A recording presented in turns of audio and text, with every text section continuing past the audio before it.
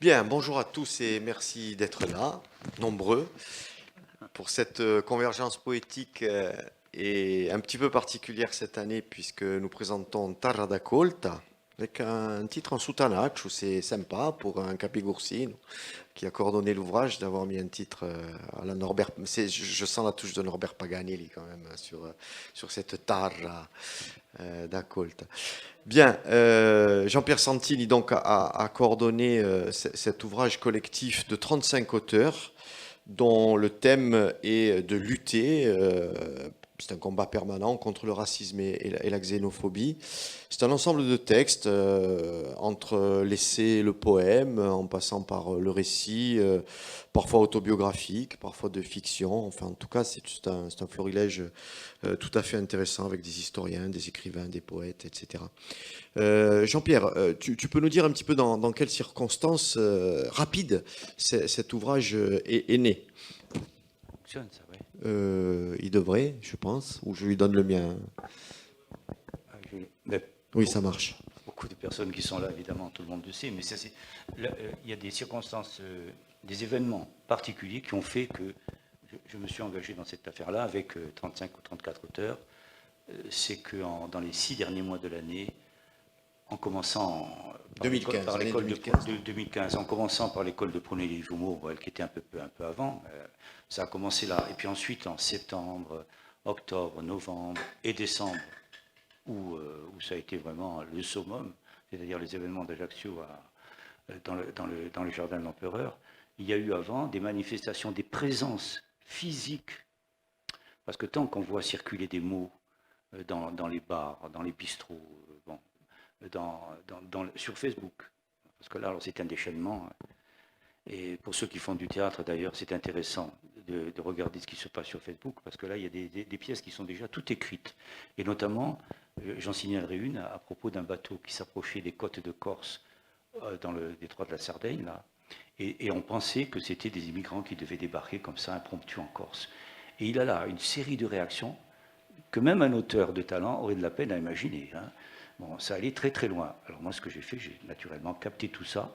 Et un jour, s'il y en a qui veulent le jouer, ça sera intéressant. Parce que là, on voit comment la peur naît d'une menace qui s'approche, mais une menace fantasmée. Parce qu'en fait, le bateau, c'était tout simplement un bateau qui transportait des ferrailles. Hein. Mais c'était dans cette période où il y a eu à la fois des événements à Bastia en septembre, qui ont été événements à Bastia. On a vu une manifestation devant la préfecture avec des mots d'ordre racisants, avec des gens qui ne cachaient pas leur appartenance au bloc identitaire, c'est-à-dire ce qu'il y a de plus extrême à l'extrême droite.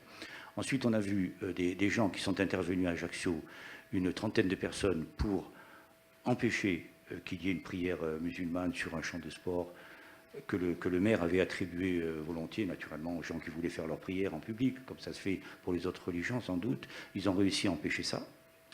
Ensuite, il y a eu l'invasion d'une réunion de la CIMAD. La CIMAD, c'est une vieille organisation qui date de la guerre, de la dernière guerre, et qui permettait d'accueillir les réfugiés de toute l'Europe qui le souhaitaient, enfin, faciliter leur accueil dans les pays où ils avaient besoin d'être reçus. Elle a été envahie par un groupe d'une vingtaine de personnes qui ont empêché la réunion en diffusant les mêmes idées. C'est-à-dire il faut s'occuper d'abord de nous et non pas de ceux qui arrivent. Enfin, c'est toujours la même chose. Hein. On va s'occuper de nous et pas de ceux qui arrivent. Ensuite, il y a eu à Bastia, à l'occasion du 13 novembre, une invitation à venir au lendemain des événements de Paris par un groupe qui s'appelait Vigilance Nationale Corse.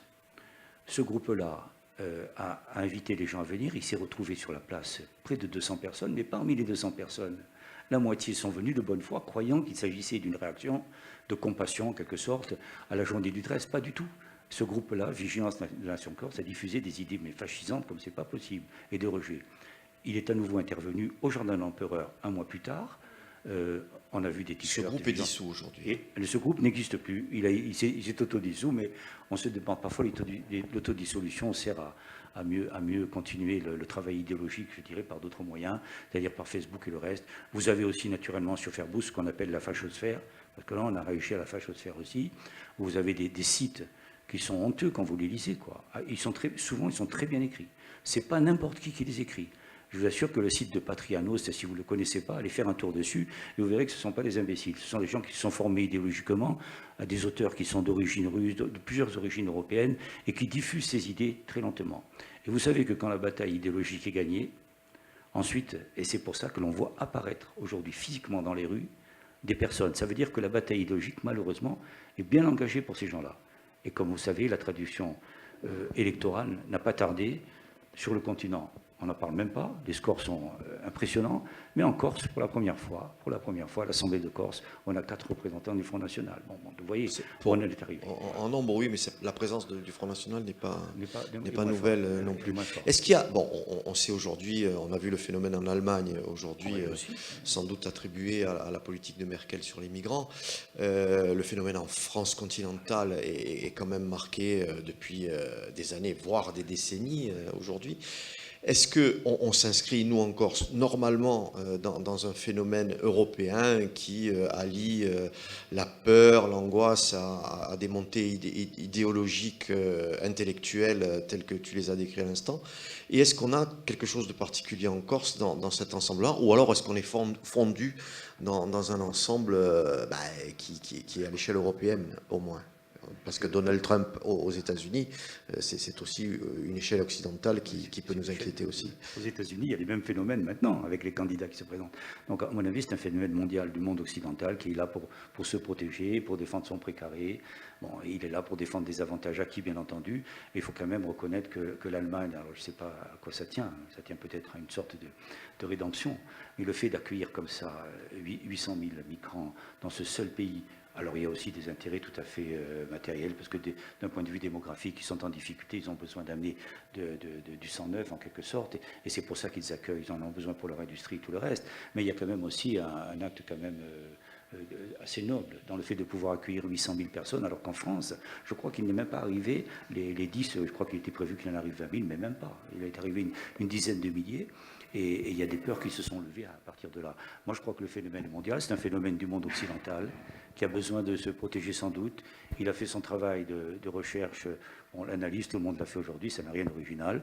Le travail de contrôle des ressources énergétiques au Moyen-Orient, c'est quasiment terminé. Quand on voit que les États-Unis se désintéressent aujourd'hui de ce qui se passe au Moyen-Orient, c'est parce que tout simplement, vous le savez, ils ont acquis leur autonomie énergétique grâce à l'exploitation du gaz de schiste, donc, qui est refusé en France pour l'instant.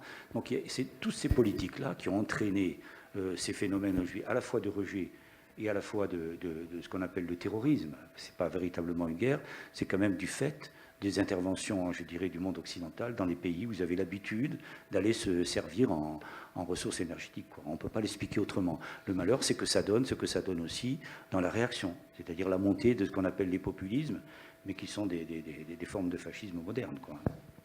Ce livre, Jean-Pierre, témoigne aussi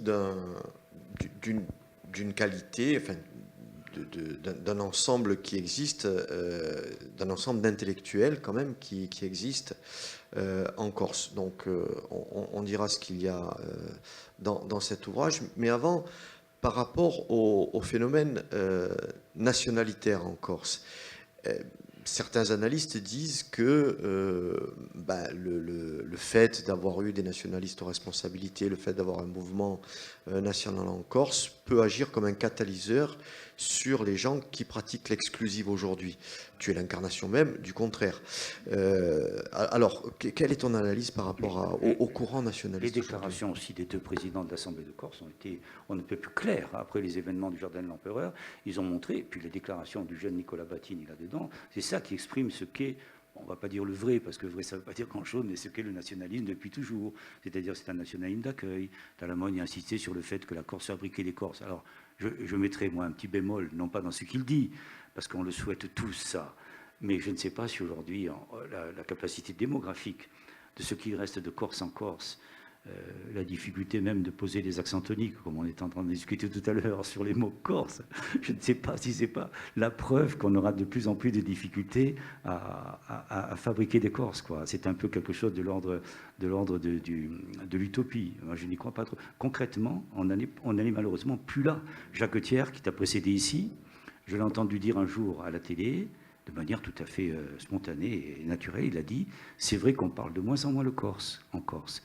mais on le parle mieux. » Évidemment, puisqu'à l'université, on forme des jeunes gens qui parlent le corse admirablement, en plus de la langue maternelle. Mais toi, tu dois le savoir, ceux qui parlent le corse parlent leur langue maternelle, c'est vrai qu'on peut tout apprendre après à l'université. Et aussi peut-être que fabriquer des Corses, Voilà. ça, C'est comme ça, n'est une pas manière de nécessairement fabriquer des aussi Corses. passer Voilà.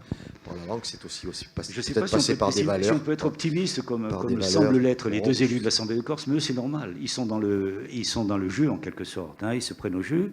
J'ai entendu un philosophe l'autre soir à l'émission de Philippe Martinetti, qui est un philosophe apparemment d'origine corse, qui s'appelle Grimaldi, et on lui a posé la question de savoir si ce que disait Jean-Guy Talamone correspondait vraiment à quelque chose, un peu la même question que tu poses, et il a répondu, mais Jean-Guy Talamone, il se prend au jeu, et comme tous les joueurs, il ne sait plus qu'il joue. C'est-à-dire que je pense qu'arrivé à un certain niveau institutionnel, on est dans le jeu. Et peut-être qu'on se détache un tout petit peu de la réalité, bien qu'ils la connaissent, la réalité, parce que la Corse est une société de proximité et chacun sait ce qui se passe exactement. Alors, on va entendre quelques extraits des textes, pas tous, parce qu'il faudrait beaucoup de temps pour les lire tous exhaustivement. Quelques mots des contenus de ce Taradacol, avec 35 auteurs insulaires, hein, tous de l'île. Les contenus, moi, j'aurais de la peine à l'analyser. Moi, j'ai publié le livre, j'ai contribué. Ce que je remarque, c'est que Xavier Casanova, ici présent, a fait la mise en page de ce livre. Alors, quand il a fait la première couverture du livre, et je le dis pour les jeunes gens qui sont là, il a fait comme on fait de partout sur le continent, c'est-à-dire antifa, vous savez, avec des couleurs rouges, noires, blancs, antifascistes, quoi. Bon, ça n'avait rien de très littéraire finalement. C'était un truc de combat politique comme ça existe sur le continent. Et c'est son fils qui habite Paris et non pas le Cap Corse. C'est pour ça que Taradacol, ça vient quand même de Paris, hein, même si c'est passé par le sud. Bon. Et c'est son fils qui lui a proposé, qui lui a donné ce titre. Donc le titre vient d'un jeune professeur de Paris, un fils de Xavier, qui lui a donné ce titre. C'est un très joli titre. D'ailleurs, nous, on a appelé notre journée d'aujourd'hui, qui s'inscrivent dans les journées universitaires des arts et de la culture, Università d'Acolta. Donc on commence avec vous aujourd'hui, et puis il y a des tas de choses qui se passent sur le campus aujourd'hui. Et puis ce soir, à partir de 18h30, on aura aussi des jeunes étudiants, enfin des étudiants, puisqu'en général ils sont jeunes, de l'université qui viendront faire une soirée festive dans toutes les langues, hein, à partir de 18h30, espagnol, arabe, anglais, enfin tout ce qui existe sur le campus, puisque nous avons à l'université plus de 50 nationalités en moyenne par an, hein. Donc voilà, c'est une façon aussi de les rendre visibles, et c'est pour ça que l'accueil de cette présentation est importante pour nous. Oui, enfin moi je sens quand même une certaine unité dans diverses approches, par la langue, par l'histoire, par le poème, et on sent quand même une vraie sensibilité sur le Maghreb, hein, sur non pas des nostalgies, mais sur des rapports au passé, à l'Algérie. Et puis moi j'ai retenu aussi le thème de Teguim, qui nous est commun aujourd'hui, parce que l'université vous rencontre en poésie, et je pense que Teguim sera à la transition aujourd'hui. Voilà, Jean-Pierre, on va te remercier. On va accueillir Xavier Casanova pour une lecture, et peut-être deux mots aussi sur l'ouvrage. À subito.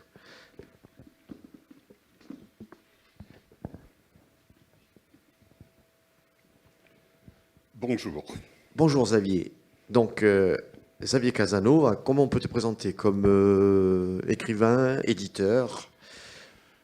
Plutôt comme une espèce de touche-à-tout. Touche-à-tout. Qui a volontairement essayé de toucher à tout en se disant un jour je vais tomber sur une petite île où l'industrie est si peu développée que si on ne sait pas tout faire, on ne s'en sortira jamais. Donc Xavier, un investissement par rapport à ton engagement, je dirais, habituel dans cet ouvrage-là, au niveau de sa maquette, de sa composition, et au niveau du texte aussi, puisque tu as écrit la 4e de couverture et un texte de préface. Oui, ce que je vais lire, ce n'est pas du tout le texte qui figure un petit peu en tête de l'ouvrage. Le titre qui figure en tête de l'ouvrage, Jean-Pierre a rapidement rappelé l'historique et puis ce moment particulier de la création du livre lui-même, tout texte étant réuni. Le texte que j'avais injecté, très exactement comme j'avais injecté d'entrée de jeu une couverture, C'est un texte qui est essentiellement un texte écrit sur le ton du pamphlet, un texte qui cherche plutôt un ton violent et un ancrage dans une réflexion politique. Et puis, tous les textes sont arrivés, et là, j'ai vu que, alors que ce premier appel, que moi j'avais entendu comme un appel d'entrer en lutte contre la fachosphère, que tous les textes qui arrivaient étaient des textes très bien documentés pour certains, très bien imaginés pour certains, tous très très bien écrits, et d'une certaine façon, plutôt des textes paisibles que des textes qui auraient été dans la continuité du ton pamphlétaire de ce texte que j'avais introduit. On a dit ce qui s'est passé au niveau du changement de couverture, le passage d'une couverture qui était une couverture, allez, rouge et noir, les couleurs de minute, le cri, la révolution, etc., le discours fort politique habituel et entendu a en fait quelque chose d'autre. Mais la réflexion de mon fils Jean-Baptiste, mais bon, que je traduis, arrêtez de nous bassiner avec ces références idéologiques dites de cette façon-là, parce qu'il y a des lieux où on les dit, et c'est très bien dit, mais ça ne veut pas du tout dire que ce soit un langage qui soit un langage généralisé. Le combat, la lutte, l'affrontement, la provocation, c'est un registre qui existe quelque part, mais ce n'est pas le registre de tout le monde. Et c'est un registre qui, quelque part, est un registre extérieur. Regarde ce qui se passe en Corse, regarde si, dans la Corse, il n'y a pas un quelque chose qui est beaucoup plus fort que l'image du combat. Reviens aux valeurs de la Corse. Et c'est lui qui me dit, appelle ça, presque méchamment, appelle ça Taradacolta. Voilà. Et c'est comme ça que le titre est né. Donc là, on a aussi un cheminement qui est un cheminement qui va provoquer une transformation et qui va provoquer aussi une transformation dans la présentation du livre lui-même et dans ce à quoi on est à la recherche, et ce travail-là n'est pas terminé, et à la recherche d'un discours collectif qui nous permette de correctement gérer ces phénomènes. Jean-Pierre a fait allusion, phénomènes mondiaux, mais on a besoin, même si c'est mondial, d'avoir un discours qui soit un discours personnel, et si possible, un discours qui nous ressemble, et si possible, un discours qui nous rassemble. Alors, je ne lirai pas le premier texte, je vais lire le dernier texte, c'est-à-dire celui qui a été écrit une fois que tout le travail était fait, et qui est le texte de 4e de couverture. Nous t'écoutons. Je ne sais pas qui tu es, mais je te vois prendre le livre, le retourner, comme on pousse la porte de la maison pour voir s'il y a quelqu'un, le feuilleter, comme on glisse un regard à travers les persiennes entr'ouvertes à la recherche d'un visage. Viens! Ne reste pas sur le seuil, entre. Nous sommes à table. Une grande table, on pensait être une vingtaine et on s'est retrouvé à 35. Pause. Tu aimes les rêves? Viens t'asseoir à côté des poètes. Tu aimes les histoires? Viens à côté des conteurs. Tu aimes décortiquer le passé? Viens et approche ta chaise des historiens. Tu t'inquiètes du présent parce que tu entends tous les jours des propos qui te heurtent, qui te mettent en colère. Viens, je te présente ceux qui parlent le plus fort. Tu te demandes aussi pourquoi nous sommes là. Pour nous écarter un peu de ceux qui s'échauffent et hurlent à la ruine dès qu'un inconnu s'approche, sans rejoindre pour autant ceux qui froidement calculent les bénéfices à faire sur le dos du dernier venu. Alors viens, tu aimes la Corse, depuis toujours. Oh, qu'est-ce que tu attends? Entre, depuis peu. Alors assieds-toi n'importe où, et surtout sans façon. Chacun d'entre nous l'aime à sa façon. Merci, merci.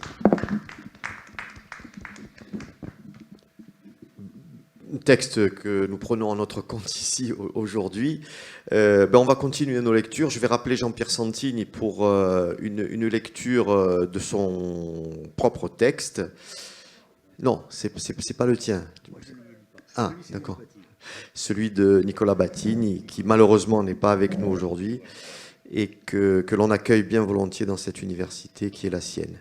Voilà, je vais lire un passage de son texte, pas en entier, parce que chaque fois que je lis Nicolas Battini et que j'évoque son nom, j'avoue que j'ai des pics d'émotion, donc je préfère résumer la lecture. Alors, il y a 2 siècles, Pascal Paoli démontrait, avec toute la grandeur d'âme qui le caractérisait, que l'héritage chrétien de la Corse trouvait son sens dans l'application des préceptes moraux qui le constituent et qui commandent à chacun d'aider les misérables victimes des turbitudes du monde. Le Samaritain sur la route de Jéricho n'en a pas fait moins. Pasquale Paoli combattait les préjugés de son temps et ainsi fit de la Corse une lumière qui éclaira toute l'Europe. C'est avec cet exemple ancré au plus profond d'eux-mêmes que les nationalistes corses doivent se présenter devant leur peuple. Nous ne saurions lutter pour l'émancipation de la nation corse sans nous rappeler ce qu'elle a représenté tout au long de son histoire. L'île des Justes, notre île, celle de la République paolienne, qui se dressa contre les terribles armées françaises et génoises, tout en offrant aux persécutés un havre de paix et de tolérance, celle de la résistance contre le fascisme, qui s'opposa aux armées italiennes et à la collaboration nazie, faisant de la Corse une terre épargnée par les déportations, celle des combattants du FLNC qui prirent les armes contre le colonialisme français durant 4 décennies pour les droits historiques d'un peuple sans jamais se tromper d'ennemi. La Corse, qui ne craint pas de s'opposer aux puissants de ce monde pour défendre la justice, la Corse qui tient en horreur le fait de s'en prendre aux faibles et aux démunis, l'héritage paolien humaniste et chrétien de notre peuple se résume à cela. Tâchons de nous en souvenir. Merci à lui pour cette contribution et pour sa présence même virtuelle ici. Nicolas Battini, ça nous permet d'avoir une pensée pour lui depuis l'université. On va continuer avec Marie-Paule de Luigi, qui a produit un texte qui s'appelle « Retour à Los Cerralbos ». Cerralbos, comment on dit ? Oui, c'est ça, c'est espagnol. C'est espagnol, hein. C'est un texte qui traite de l'Algérie ? Non, c'est... Pardon. Alors, moi, je ne vais pas lire mon texte, hein, je vais lire le texte de Dominique Périvine. Mais mon propre texte parle d'une enseignante qui travaille en France et qui malheureusement n'a pas forcément l'attention qu'il faudrait avoir pour tous ces enfants, pour tous ces élèves, voilà, de manière idéale. Elle a des soucis vis-à-vis de certains, enfin, du moins elle pense qu'elle a des soucis vis-à-vis de certains, et c'est tout. Je pensais discuter tout de suite sur le Lucien. On va en parler. C'est juste. Ça me perturbe. Jean-Pierre, on y reviendra tout à l'heure sur Peggy, mais parce qu'on va parler de ce thème-là. Étant enseignante moi-même, j'ai affaire à du racisme directement, des fois avec nos élèves. Moi, j'ai des tout petits, donc c'est plus rare. Souvent avec les parents, ça assez régulièrement, et parfois au milieu de mon propre milieu enseignant, on a aussi des réflexions qui parfois me hérissent le poil. Donc là, j'aurais pu faire avec des parents d'élèves, retracer une de mes anecdotes, mais j'ai préféré travailler du point de vue de l'enseignant, d'un enseignant qui vit ce racisme ordinaire. Voilà, donc je suis partie de là. En général, les enseignants sont plutôt bien armés sur la... Non, je sais, oui, enfin, on croit, on espère. Je n'espère, mais ils sont peut-être plus discrets. C'est-à-dire que les enseignants qui sont racistes, ils retiennent encore leurs paroles. Ils se lâchent moins. Tout ce qu'on peut voir sur Facebook, sur toutes les... C'est rarement des enseignants. C'est vrai qu'ils se retiennent encore. Voilà. Elle se lâche, mais dans son carnet intime. son cahier journal. Dans son cahier... Non, cahier journal, non. Cahier intime. Cahier journal, c'est professionnel. Bien, donc lecture d'un autre texte de l'ouvrage, celui de Dominique, qui est ici présente. Voilà. Piferini. Celui de Dominique Piverini. Ok. Donc, je ne le lis pas en entier parce qu'il est un peu long, mais il est magnifique. Il y a des passages absolument splendides. Il y a une poésie dans ces mots qui me hérisse le poil, mais dans le bon sens du terme. Donc, je l'ai pris à partir de la fin. Je vous lis donc la fin de ce texte. L'hiver, les oiseaux s'éveillent en chantant vers 7 heures. Il commence juste avant que le rose venant de la mer, que je devine orangé à l'horizon et sombre, encore à son ressac, n'affleure au ras de la montagne. Mais je suis au-delà des monts qui m'assiègent, enfermée dans mes terres, enchâssée dans l'absence. Ma ligne d'espérance est une montagne ondulée à sa crête, violacée, immuable. Jamais elle n'autorise une autre évasion que mon rêve de paix, ma désolante attente de l'y accueillir. Qu'apporteront les bateaux de ce nouvel hiver? Qu'auront-ils repris l'été venu? Mon bureau est un champ de mémoire, balisé des remparts et des douves que sont mes souvenirs. Montagnes et précipices s'ouvrent et se ferment devant moi, jalonnent ma difficile progression, et je ne tiens que l'air dans mes mains qui s'enroulent sur mes poings. Mon combat est de guerre, de femmes bras ballants, défigurées par la douleur. Mon cri, celui des partisans torturés, fusillés, exsangues, les anonymes de toutes les exactions. Mes chemins sont jonchés des cendres des morts, non réclamés, qui se mêlent à ma propre poussière, qui m'appellent et m'attirent et n'en finissent pas de me confondre avec toutes les luttes du monde. De la Grande Guerre à celle des partisans italiens, de l'Holocauste au geôle des Khmers rouges, de l'Espagne franquiste, du Chili, de l'Argentine, de la Corée du Nord, de l'Afrique du Sud, de toutes les colonisations, de tous les génocides, de toutes les barbaries. Je suis faite de vous, Sarah, Madeleine, Émile, Pablo, Ernesto, Paco, Marcel, Ephrem, Paul, Sang, Tom, Ratana, Felice, Marie-Louise et Milena. Leur folie m'a rendue folle. Votre nuit me recouvre. Je ne vois plus le jour me promettre un futur. Je suis la rémanence de tous ceux qui moururent, se demandant pourquoi la vie ne les avait pas aimés. Ces morts sans réponse, ces morts en question. Comment être sans vous et sans votre lumière? Comment recolorer mon cœur en deuil de la paix arrachée? Que puis-je faire, seule à la fin des récits qui n'en finit pas de nous détruire? Le réécrire sans cesse, encore, toujours? Ne jamais mettre un point final au texte? Avancer et aimer sans jamais renoncer, jusqu'à l'heure d'après. Pas la 25e de Vigile Georgiou, qui n'a plus de futur, que même la venue d'un Messie ne pourrait transformer. Non celle qui va se lever à nouveau et laisser l'encrier ouvert pour y tremper ma plume lorsque nous reviendrons, vous et moi, refaire l'histoire différente.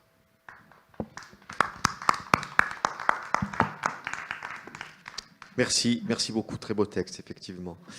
Il faut lire le début. Oui, bien sûr, on renvoie les lecteurs à l'ensemble des textes. On va continuer nos lectures avec Jackie Casano, que j'appelle ici à la table. Et oui, qui va nous lire qui a produit un texte, mais je ne sais pas s'il va lire le sien ou non. Donc celui de. Alors celui de Ange Mathieu Mésadre. Ange Mathieu Messadre, qui s'appelle Solitude et regard. C'est un texte très court en plus. Et en fait, si je l'ai choisi, c'est parce que je pense que j'aurais aimé l'écrire. C'est un poème, hein? Oui, c'est un poème, oui. Alors, je le lis. J'espère que je ne me planterai pas sur les silences et sur les... Parce que, bon, c'est pas forcément toujours évident. Les étrangers ont le regard triste des paysages lointains, dégérés par de grands murs de schiste usés au vent indistinct. Les étrangers ont le regard vieilli de la pierre, brûlante et laide, trop sombre, où sursoit l'existence arrachée aux versets d'âpres aubes altières, unies au pas meurtri des jours. On voit un fragile reflet suspendre la mouvance des corps. Ils sont quêtants, latent espoir du conte au réconfort de cendres, dans les yeux bleus fugitifs d'un passant. Merci, magnifique, oui, effectivement.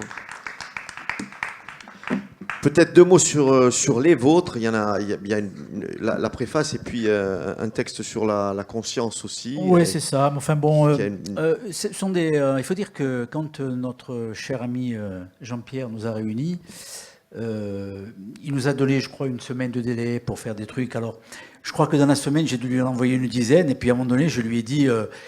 Bon, je m'étais d'ailleurs, à cette occasion, essayé au poème, ce que j'ai refait par la suite d'ailleurs, avec un peu plus de bonheur que les premiers. Et puis je lui ai dit, bon, écoute, je vais faire 2 trucs comme ça. Et comme on avait de grandes difficultés, j'avais fait la conscience d'abord, et comme on avait de grandes difficultés, en tout cas en apparence, à trouver de quoi faire une préface, donc je lui en avais proposé un qu'il avait gardé, et qui était celui-là beaucoup plus axé sur les Corses, quoi. Voilà. Ok, merci beaucoup. On va continuer avec Dominique Piverini, qui, cette fois, va lire un texte, je ne sais pas si c'est celui de Marie-Paul Dolovici, si c'est un échange de bons procédés. Non, c'est celui de Jean-Pierre. C'est celui de Jean-Pierre sur Teguim. Teguim, et donc, Teguim. qui fera la transition, d'ailleurs, parce que moi, je vais lire quelque chose aussi sur Alors, Teguim. là encore, je comptais lire un extrait de Jean-Pierre, mais bon, comme ça, c'est fait. Trop tard. Donc, je ne lis pas tout parce que, pareil, il est un petit peu long. Et donc, pour ceux qui n'ont pas encore lu, c'est le père qui parle d'outre-tombe à son fils. À cette époque, j'étais absent. Comme tant d'autres, j'ai fait mon métier d'homme. Ceux d'en face semaient la terreur, nous ne les avions pas vus venir. Après longtemps de silence, la bête ressurgit. Tu es de ceux qui en ont pris conscience. J'espère que tu ne connaîtras pas la guerre comme je l'ai connue avec ceux qui m'accompagnent encore. Ensemble, nous avons souffert. Nous avons sacrifié notre jeunesse. Nous avons appris le silence et nous sommes entrés dans la nuit. Sur cette photo de groupe, tu peux mettre un nom, celui que je t'ai donné. Mais n'oublie pas les autres. Garde-les en mémoire. Marie, ta fille, ma petite fille, a compris l'importance de la transmission. Elle t'a proposé un voyage à l'île d'Elbe. Je sais que tu y penses depuis longtemps. Vous irez à Capoliveri. Aujourd'hui, c'est un charmant village, mais dans l'histoire, il a toujours eu de l'importance pour sa position stratégique. Perché sur un promontoire, il permet le contrôle de la circulation maritime. Le 17 juin 1944, nous avions reçu l'ordre de faire taire une batterie allemande qui y était installée. Je suis monté plusieurs fois à l'assaut avec ma section. Le 18, nous nous sommes accordés un moment de repos à l'ombre d'un figuier. La batterie allemande a tiré une dernière fois. En un éclair, j'ai vu ton image, et puis plus rien. Mais nous continuons d'avancer. C'est la devise des Goum. Zidoul Gudam, avancer devant. Je suis né en Tunisie et je parle couramment l'arabe. Goums signifie tribu ou peuple. C'est ma tribu. C'est mon peuple. Tu peux les nommer, et moi parmi eux sur ta photo de groupe.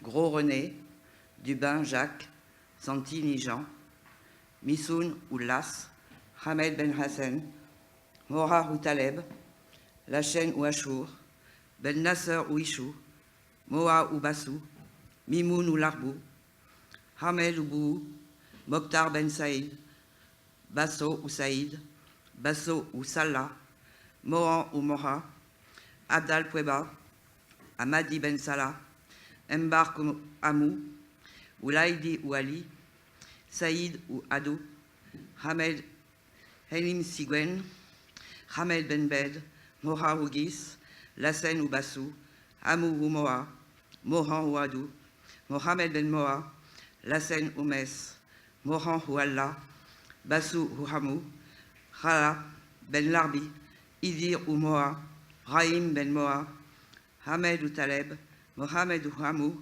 Lassen ou Hamou. Sur la plaque commémorative, il est écrit « Remplis du souvenir d'une lumière unique, leurs yeux se sont fermés aux brumes d'Occident. Seigneur, permettez que les durs guerriers de Berbérie qui ont libéré nos foyers et apporté à nos enfants le réconfort de leur sourire se tiennent contre nous, épaule contre épaule, et qu'ils sachent, oh qu'ils sachent, Seigneur, combien nous les avons aimés. Si tu passes encore un de ces jours par le col de Teguim, n'oublie pas, mon fils, de venir nous saluer. »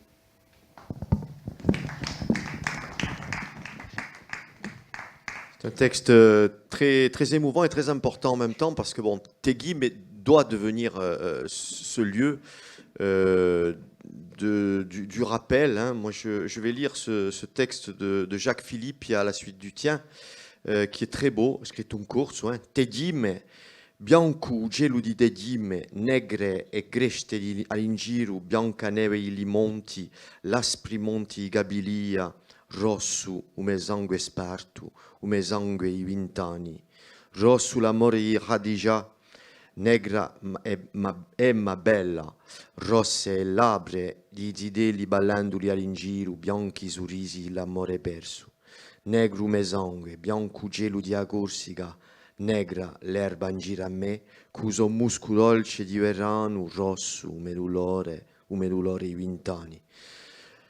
Je vais tenter une traduction rapide, mais le texte est très beau parce qu'à travers les couleurs, il évoque bien sûr à la fois les couleurs de la Corse dans laquelle ce jeune homme est tombé pour la liberté. Hein. Blanc, le ciel de Teguim, noir, les crêtes autour, blanche, la neige des monts, les monts amers de Kabylie, rouge, mon sang épars, mon sang de 20 ans, rouge la mort de Khadija, noire mais belle, rouge ses lèvres, lèvres des enfants qui dansent autour, blanc les sourires de l'amour perdu, noir mon sang, blanc le ciel de la Corse, noir l'herbe autour de moi, avec son odeur douce du printemps, rouge ma douleur de 20 ans. Donc, Teguim, j'avais fait un texte il y a quelques années que les Sourdiens y chanteront, qui est une sorte d'hymne. Et bon, j'ai pas résisté au fait de lier un petit peu la thématique de façon à redonner au lieu. J'en avais fait aussi une chronique sur RCFM. Et j'avais eu pas mal aussi d'informations sur l'importance du lieu qui regarde les deux mers comme ça depuis là-haut. Tidime un stara tanto a sbarra, tidime o machinome sarà, una livetto stanna nebbia memoria, tidime une angelula, in la bocca brunu, in gelaba, ribomba, muame, inshallah, oime, libertà. Cusaidu tabor inariulato c'è Ali e Farida usolato, tutti quanti gli eroi d'una Corsica nuova, una terra straziata libera. Tidime un si vuole smenticare, ti dimme, ma chi non sarà? Un marocchano sta, una nebbia memoria. Ti dimme, oggi bandiera chissà, usando in antaggi tutti i gelabà, d'ottobre 43, inshallah, oimè, libertà. Cusaid, uzzitero un ariulato, c'è Luis e Matteo ausolato. A nome di l'eroi saranno i corsinoi, i colori d'una Corsica d'Ava. Ti dimme, a tua vittoria, si sparte a ogni età, ti dimme a tua memoria. Oimé, Inch'Allah. Teguim ne tardera pas à apparaître. Teguim, mais quel est ce nom? Une olivrée est là, dans la brume de la mémoire. Teguim, ça n'est pas Angelula. Au col de Proun ou Angelaba résonne Mohamed, Inch'Allah, Oimé, liberté. Avec Saïd, le tabor qui se dresse, il y a Ali et Farid à ses côtés. Tous héros d'une Corse nouvelle, une terre meurtrie à libérer. Teguim ne veut pas oublier. Teguim, quel est ce nom? Un Marocain est là, dans la brume de la mémoire. Teguim est aujourd'hui un emblème qui sait le sang sur toutes les djellabas. En octobre 43, Inch'Allah, Oimé, Libertà. Avec Saïd, l'enfant qui se dresse, il y a Louis et Matteo à ses côtés. Au nom des héros, ils seront les nouveaux Corses, les couleurs d'une Corse d'aujourd'hui. Teguim, ta victoire se partage à tous les âges. Teguim, ta mémoire. Oimé, Inch'Allah. Voilà, la transition est faite. Et on va passer peut-être à une partie d'accueil, puisque bon, vous êtes venus avec vos textes, vos magnifiques lectures. Et en tout premier, on va accueillir quelqu'un de l'atelier d'écriture, qui est Maria Stefana Samarcelli, et qui va nous lire un texte de l'atelier, In corso. Puis via au microfono. Et ensuite, j'irai chercher l'ordi pour faire un texte de Philippa. 2 mots, Maria-Chte, sur les contenus de ce texte. On ne va pas le traduire en entier. O rapporto all'altro. Ma o rapporto all'altro senza parlare di nazionalità, di imparare a conoscere l'altro e imparare a campare una vita comune, una vita due. Dunque, mica rapporto a un'etnia, a una nazionalità, l'altro semplicemente in l'alterità. Di stiamo assente. L'ultimi raggi di sole si vedevano era. l'orizzonte era d'un arancio rosino come mai non l'ha visto, e a luna veniva a rincontra di un sole che piano piano si ineciutava. L'orizzonte era perdita di vista, fine un cinero. In gira a me un ciranoghe colore che riscalano il cuore e portanto in me tutto diradialato. Qualcosa mi mancava. Un rumore di un fiume di ragarco di senso. Paria che lo mi regalava in node di musica come se lo gabia un modulore. Tanto, tu io l'occhi e mi perdivo. Mi perdivo nei miei sogni e nei miei ultimi ricordi che per sempre mi avevano marcato. I ricordi, dirà tutto ciò che mi fermava, ciò che aveva di più prezioso. Un ricordo della nostra vita comune mi degna a gallo i giorni di frescura, che ciò che è accaduto dirà sincero, vero, firmava come una candela che mi farà lume in momenti oscuri e mai non si spengerà.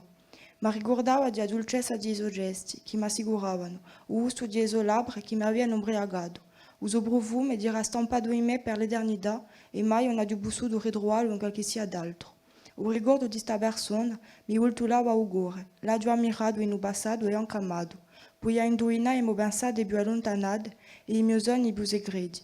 Una volta che era entrato in nostra vita, era come una malattia, non mi guidava veramente. Ho gridato più di una volta, scolonando per ste strette, sento il suo profumo che mi aveva tanto marcato, riconosce il sorriso che tempi fa mi aveva reso innamorata. Quando lui ria, la dolcezza si faceva avere in tutta la sua faccia, i suoi occhi, color di gelo, lucivano più che le stelle e mi facevano scordare di tutto fuori di ello. La cerco per ogni luogo, senza resto, la cerco senza trovarlo. Si dice che quando si parte si muore un poco, ma per ello non è vero. I miei ricordi d'ello erano sempre vivi, campavo in un momento e in un mio cuore. Pur se l'aveva lasciato a mia anima abbugiata, a sua persona picciava sempre il mio cuore. Era lontano da me, ma in un mio spirito firmava sempre. Un mio sguardo più bella meraviglia che ello non aveva conosciuto e dopo quello giorno non c'è più, ti è piaciuto. Aveva bisogno di ello, ma ello no. Mi domando spesso se lui pensa a me per momenti come io penso a ello. Era il tempo di guardare ritratti di noi, la cadera di viaggiare nei suoi ricordi. Tante questioni che fermano senza risposta. La verità è questa, so sola invece che non so diramo due, e allora mi sono detta questa, se mi innamora di più di un'illusione che non essere, e a rompo di cuore appresso questa illusione, mi sono persa in via di avidezza di vita. Oramai io non ho tempo, e c'è l'impressione che la vita è vile e trabodia come il vento. Non si abbia il tempo di galarsi in un banco, di guardare la natura, di parlare a una persona sconosciuta, a terra gira troppo in furia, il sole si gira presto, i zideli corrono per giocare, i rendi corrono per lavorare.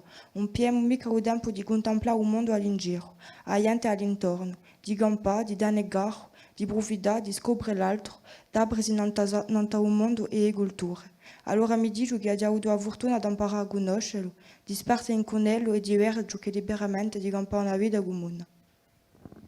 Merci. Stadoisigo. En fait, nous avons travaillé en atelier d'écriture sur ce thème-là pour préparer un petit peu cette journée. On n'a pas eu la chance d'avoir l'ensemble des étudiants, certains sont en cours. Mais en tout état de cause, ce texte-là, dans le rapport à l'autre, s'inscrit très très simplement comme une attirance et comme une complémentarité, sans en chercher les raisons, avec une certaine frustration, parce qu'après, les choses se font comme ça, et du coup, ça débouche sur une réflexion aussi.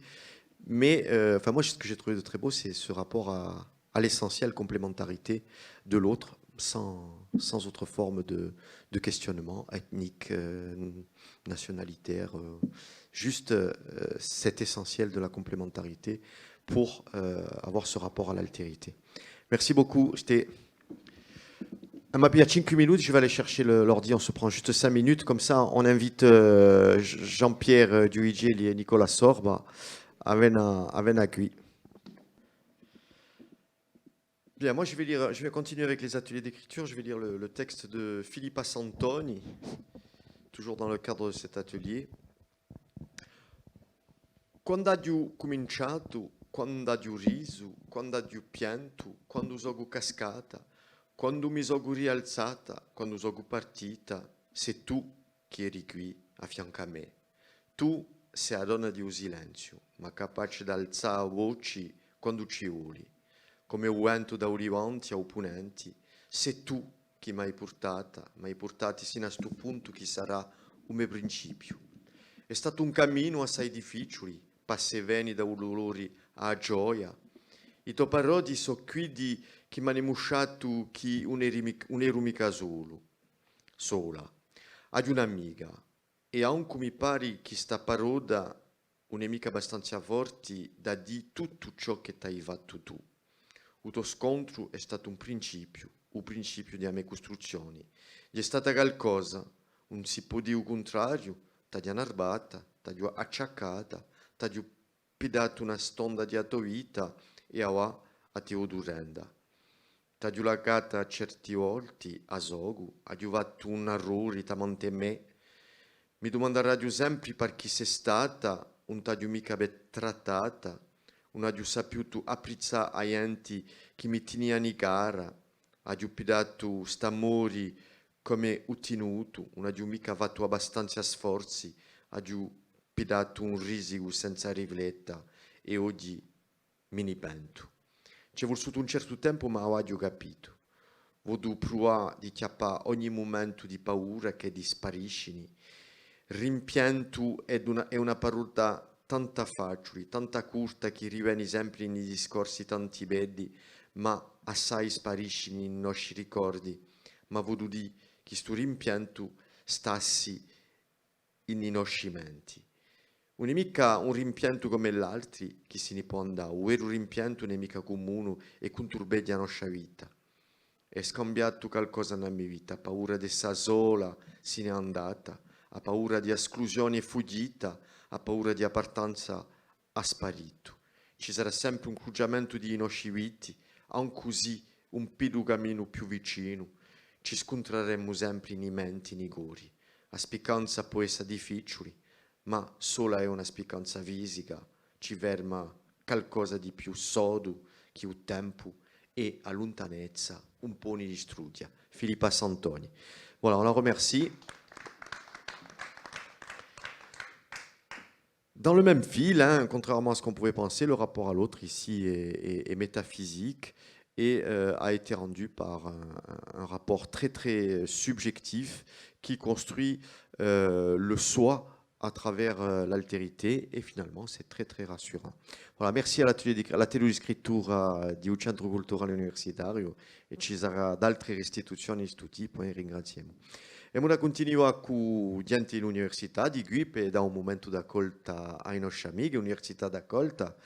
Forse principiamo con Gian Pedro Giudigeli che parla appena l'assenza di Patrizia Cadaceca che doveva essere con noi dopo mesione si scusa perché è malata.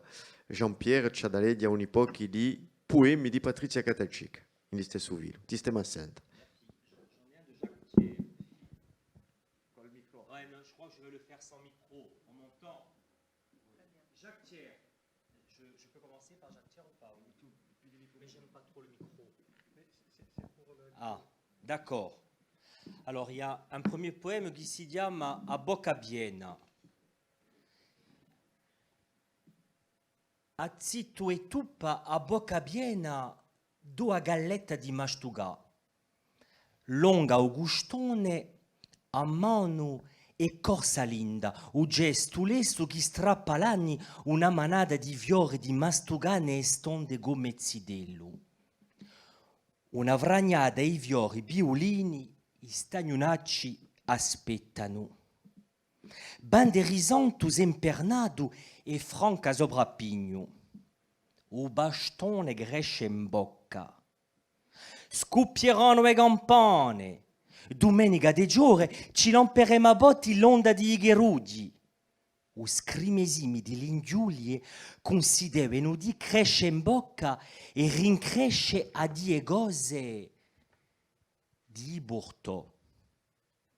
Circe a scrina sotto all'ascelle e in cima a gosce. Un poco di stubu e a di gaccio. O geruggio mastuga i bianti serati di Edo. Edo non piangono, strasiediano e basta. E i pensieri l'uomo, gobi di zimbinà. L'uomo non ha pensieri, godeno e ugiuli di gioia. All'occasione beienu selliso contrariati. Allora, mastuga, u dolce di lua galletta a bocca piena, di cose da un dì. Voilà, ça c'était Jacques Thiers. C'était un peu au pied levé. Donc maintenant, voilà. Un mondo il è domani, di Badrizia. A te che porti un mondo il è domani, per i tuoi sogni di grano e di bone, e un tuo sguardo d'acqua linda, in duelli rudiano l'oceano. Per tue speranze scarnite e tutte promesse vane. A te usale di aida, a te abage, a te a oggi di l'umano.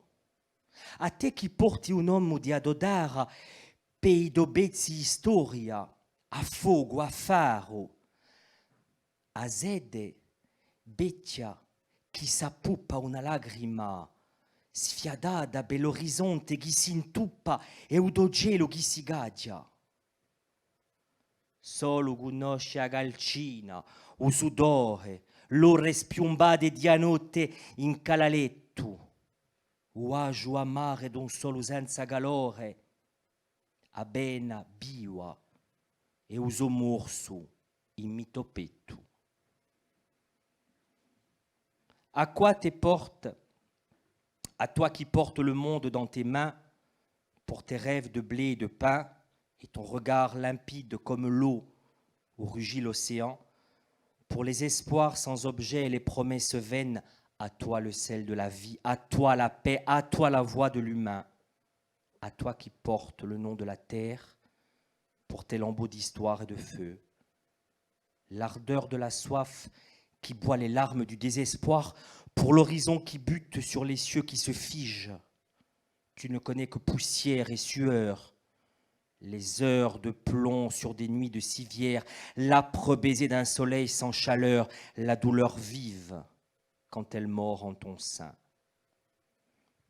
Voilà.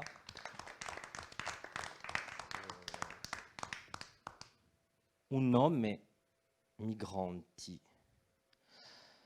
A colla o vangotto i miseri agugido, di stadara verida,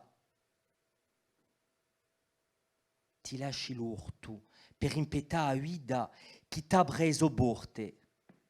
Si domani d'imbida, chi ne sarà a sorte? Se piado a vara e rise e ganzone, se pisuso le sbanido ganto, e ti lascia l'agnone di verma solo un nome d'ambidati d'altre vole, muschi d'altre bassione. Franca l'onda di un mare, senza saber chi mondo in uallo di aronda.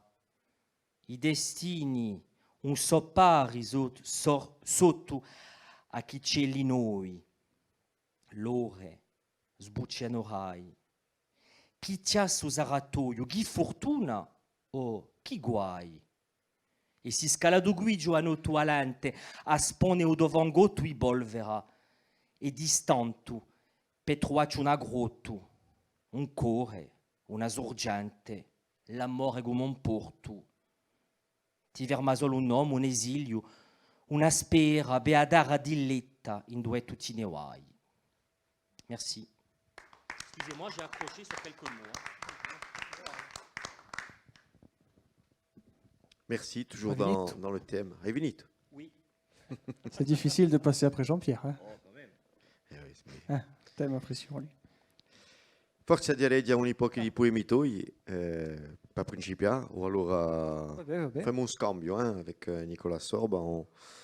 On se lit mutuellement quelques Ping-pong poèmes, de toujours poésie. sur le thème de l'autre, de cette journée de convivialité, rapport à l'autre. Hein. Je rappelle que cette journée est consacrée au vivre ensemble, au rapport à l'autre, etc., dans l'université même, puisque l'université est une institution qui accueille aussi plus de 50 nationalités et qui seront visibles toute la journée, aussi toute la soirée.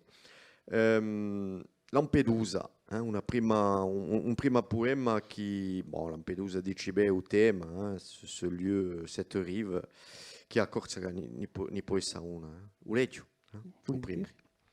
In a terra di un tempo ruru, per buscare un sogno meno scuro, c'è un battello di speranza contro la miseria e la partanza, che ci troveremo come scusa per spiegare a Lampedusa. A uno alla piatto, a non su un barco arriscato, si cerca l'occhia o coraggio per un'essa più bucindaggio, se come si nasce si muore e chi ci teniamo sciocuri. Azzingando mari e cori, o vento attizza o timori, scuzzula, sa navigata, sostrinti pa amarigliata, l'Europa è come un sogno, di continenti un matrimonio. Ma tanto ci sono due e uno un sprimi usaure. In a terra di un tempo duro si prega un luogo sicuro, paridi a sulla speranza saranno sciavrati danza. Oggi è davanti a su scempio che è giunto un tempo di un pianto, ma si erano sbarcati l'avariamo accolta pitrati, che ci troveremo come scusa per spiegare a Lampedusa. Voilà, très beau poème qui, pour ceux qui n'auraient pas compris, explique un petit peu ce mariage impossible, ce divorce permanent entre les deux rives de la Méditerranée, qui pourtant est présenté comme cette terre de milieu. Terra d'accolta, qui rejoint le titre d'aujourd'hui, second poème de Nicolas Sorbe. Qui n'a pas été inspiré de Terra d'accolta. C'est Terracolta, en fait. Pardon, a A Terracolta. Terracolta, oui. Terracolta. C'est un jeu de mots. Et ces poèmes sont assez récents, finalement. Et, tous inédits, pour le moment. Tous inédits, oui, effectivement. Et je pense que tous les événements qu'on a évoqués tout à l'heure, que vous avez évoqués tout à l'heure, ont certainement produit ces poèmes. Et puis c'est vrai que lorsqu'on fait la liste de tout ce qui s'est passé en quelques mois, c'est assez effrayant. Et c'est certainement tous ces événements qui ont fait que cette thématique revient en fait dans mes écrits. Je ne m'en étais pas aperçu. C'est quand j'ai préparé la journée que je me suis dit, en fait, c'est une thématique que j'ai abordée l'année dernière, tout simplement. Voilà, il y a trois personnages, ça égrène des noms, un petit peu comme tout à l'heure Dominique Piverini avait égrené un passage magnifique, ce chapelet de noms différents ici. Il y a un Murador Sardo qui si chiama Mica. Si chiama Mica, e Murador Sardo. Si chiama Mica. C'è Ahmed e poi c'è Antonio. Nu silenzio di oggi un Murador Sardo che piano piano scialba una casa ti vacci. Longo nera qui duiaggio, nanta scoda, cucini e l'uomini vicini gli daranno coraggio. Nu stragio è campato, ma in un luogo che soio, e così se n'è andato in un amaro cordoglio. Ahmed in isoloca, in mi volia spiegare, in mi volia moscià, ma una divacia parla. Oh, ma quanti de dura di scambiare di lingua, di la cava midda, a sua vita e scopre una vita. Uno stragio è campato, ma in un luogo che è soio, e così se n'è andato, in un amaro cordoglio. In un silenzio Antonio, un travadatore vero, per sfassare la dispero, chi c'era un bisogno, o vento si portò qui, regalando un sorriso a sua moglie, per fargli fiorì a gioia, tanto un sorriso. In una tara sono sbarcati, in un silenzio è allappiato, in un luogo che va e soio, spazzando l'amaro cordoglio. In una tara sono sbarcati, in cui porti sempre a parti, senza paura di qui d'altro, a nanta tara accolta. Bravissimo. So canzoni all'inizio, so pensati per essere cantati. Per cui si viene in Beadi. Per cui ci arriva di nuovo. Davora, et c'est le regard. La narrativité indique le regard de quelqu'un qui vit dehors et qui est exclu, bien entendu, par la société. A spesso un si busca a circa così ciò che è un agio, ciò che ho bisogno, per me è un sogno. Poco è un mangiare roba di qui e ciò come un vo, sempre qui che è lampato, ricuto alla piatto. pa campan stu mondo me lo una grondu alla furtu. Strada di destino, non si può capire, e qui da che taggio, e qui da chi mai è pregata, d'animo invidiata. Occhi fritto fora, un vo sparì, s'aspetta usoli, si bi un bussò piano piano, pa pure scaldarci, pa campan sto mondo, un me lo una grondu alla furtu. E sa conosciuto mi viene a vergogna, fuggi me loca, l'ora di scappassa vicina, per me è ruina. Oh, lume avvena, non si può schiarì, l'ora benistà, un vo affaccare l'aspetto, faccio u battipetto, ma come è successo? A me colpa concesso, a paleso. Bravissimo.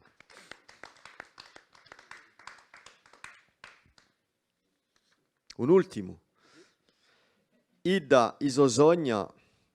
Alors, ça c'est plutôt extérieur, plutôt... Oui, oui, ça parle d'une langue qui a disparu, une langue du Chili. Il faut savoir qu'au Chili, dans les années 50, il y avait une étude qui avait répertorié environ 500 langues.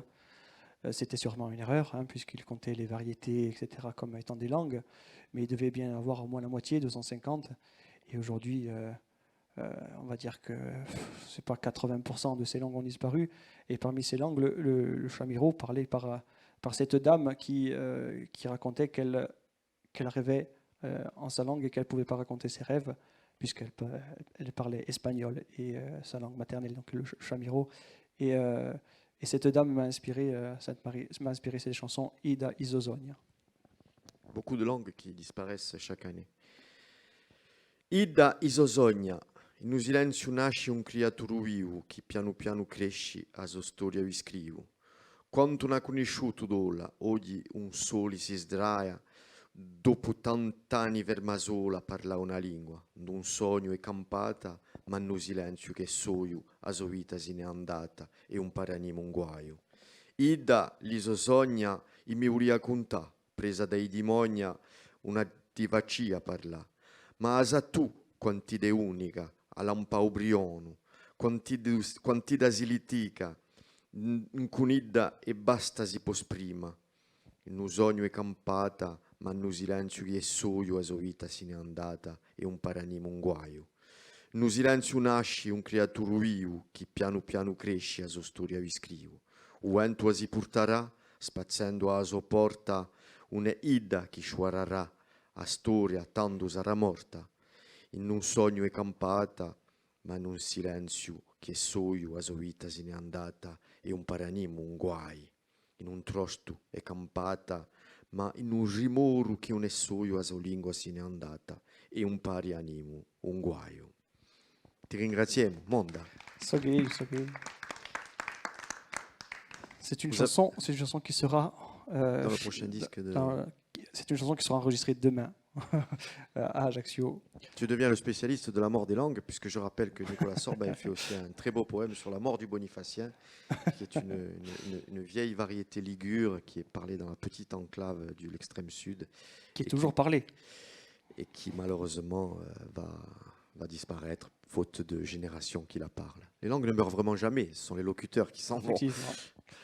Voilà, vous avez reconnu la magnifique variété de Sartène dans le parler corse. Hein. C'est à peu près la même là que je vais lire.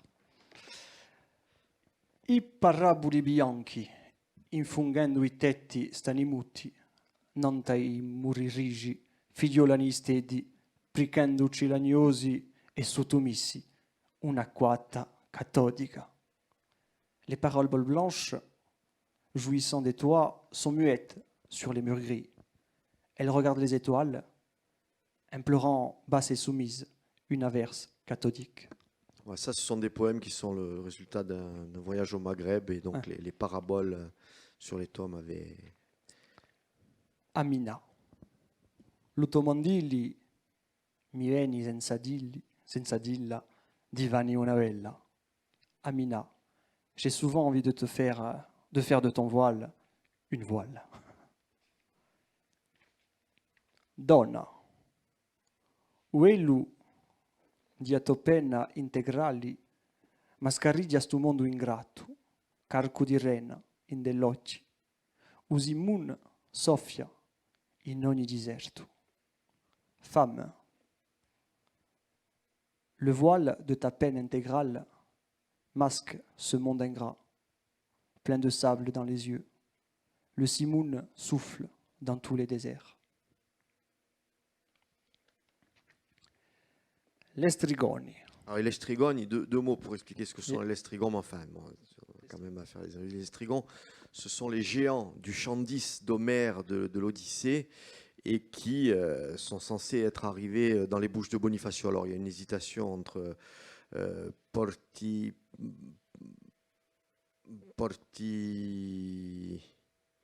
je me rappelle le nom, enfin un petit port de Santa Teresa di Gallura en face, et Bonifacio. Donc nous, bien entendu, on a récupéré le mythe vers Bonifacio, et les Lestrigons sont passés chez nous, et j'en ai fait un poème. Les strigoni. Intrimu in stu porto conosciuto strabeda marinari e dienti, da una parte e l'altra s'arrizzani i scogli di natura potenti. Una bunaccia bianca a sirena o locu, né venti né sussurro. Di l'altra maladetta, chi sgrigì a speranza d'un ritorno sicuro, a prima la menavi la zingu all'entrata da parà ogni sorti, un resto accustò in le rinadi offerti a ridosso di morti. Ommi d'una natura o natura di l'ommi. Sbaroni sti giganti di tozzi e pianguloni, l'assalto fu lampatto e a strage tamanta. Quali viveci sparì così forti a stirpa i corsi pellegrini. In l'indegno comune so tanti come me di viaggi di ruina. I meomi soffranti, polsi, imbruccati e poi mangiati carri e ossa. Cascani cente più, pareva domandato una stonda alla possu. Qual setti, o lo strigoni? Saretti i parangoni d'una arroganza che non conosci più ciughi. Chi Dio concepì di lo mondo sti mucchi? Vogliamo sapere che pani vi nutria e chi sapori via. Vogliamo sapere che paci si pordia e che mondo s'apria. Vogliamo sapere purri avoni strappata. Chi mi resi uvora e un altro destino. U pianto di rimei mi si umegori in dolu, ogni spera in pulvina. Nous entrons dans ce port bien connu des marins et des gens. De part et d'autre s'élèvent les roches d'une puissante nature. Un calme blanc rassérène le lieu, ni vent ni brise, de cette outre maudite qui déchira l'espoir d'un retour assuré. J'amarre mon navire, le premier, à l'entrée, à toutes fins utiles, le reste accostera dans les plages offertes, en cet abri de mort. Hommes d'une nature ou nature des hommes, les géants apparurent, de blocs et de rochers, l'assaut fut ordonné, le désastre et la mort.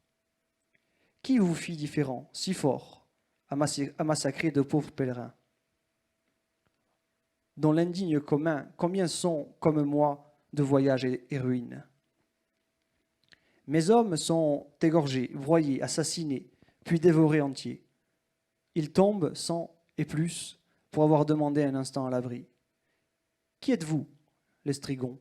Sans doute paragon d'une arrogance qui ne connaît pas les faibles.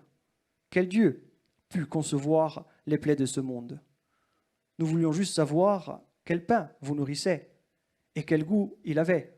Juste savoir quelle paix vous animait, sur quel monde elle ouvrait. Juste savoir. Malgré cette amarre tranchée qui me rendit le large et un nouveau destin, mon cœur était en deuil, en pleurant tous les miens, mes espoirs en poussière.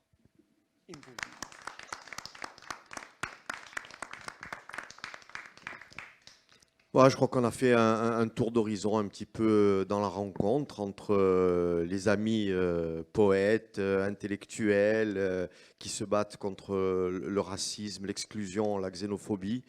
Nous aussi, à l'université, nous nous battons contre le racisme, l'exclusion, la xénophobie, tous avec nos pauvres armes, qui sont celles de la connaissance, de la parole, de la poésie. Jean-Pierre, j'aimerais que tu viennes conclure en 2 mots avec nous ce petit moment, peut-être soit par un extrait, soit par un mot. Et en tout cas, à une prochaine, peut-être ailleurs, en Corse, avec nous. Je te passe le mien. Voilà, la seule chose que je voudrais dire, après avoir entendu tout ça, le travail de l'atelier d'écriture, vos poèmes, etc., nous sommes à disposition à Fjordigard, bien que ce soit une maison d'édition militante, je vous précise tout de suite, nous sommes à disposition pour faire un second exemplaire de Tarragalt. On pourra mettre Tarragalt si vous voulez, hein, mais c'est pas un problème. Donc voilà, c'est tout ce que je veux dire comme conclusion, c'est qu'on offre nos services une arme supplémentaire. Tu as parlé des armes de l'université, voilà, nous on offre cette arme modeste, mais qui peut donner plus d'ampleur, si vous voulez, aux textes, et aux textes qui ont été magnifiques, qui ont été rédigés dans le cadre de l'atelier d'écriture. Donc vous savez qu'on est là pour les éditer, voilà, c'est simple. On retient la proposition, voilà. Nous ça nous fait plaisir, et puis Jean-Pierre, voilà, très sérieusement, nous avons toujours sur la même thématique. Tout autre, hein, du moment que c'est la thématique de l'être ensemble, de l'autre, etc. En tout cas, les rencontres servent toujours à quelque chose et à des productions. On retient la proposition des amis universitaires. Merci à vous d'être là et à la prochaine.